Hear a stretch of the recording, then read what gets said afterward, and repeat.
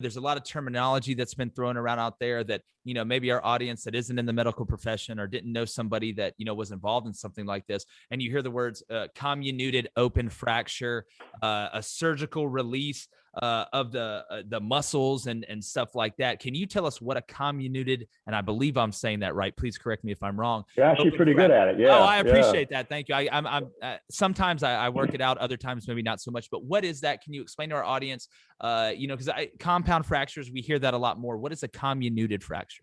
Well, it just means that the bone, instead of breaking in half, it may be broken to 4 or 5 pieces, maybe just 2 big pieces, 3 big pieces, but it's not as simple to put back together like a jigsaw puzzle. You put the 2 pieces together, the bone marrow leaks out. That bone marrow actually becomes kind of gelatinous and begins like to glue the bone together.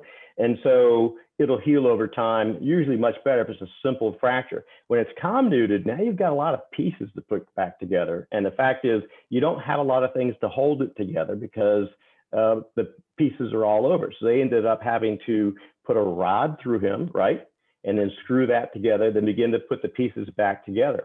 Because of the swelling associated with that in the lower extremity, if that swelling is too large, it can actually decrease blood flow and compromise tissue.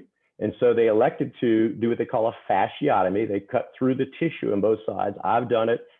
Physicians are trained to do that in trauma cases, because what that does is relieve any constriction that may occur. You can go back and sew that later, but what you really want to do is allow the blood vessels to feed the tissue right after that crash. Make sure there's no compromise to the blood flow.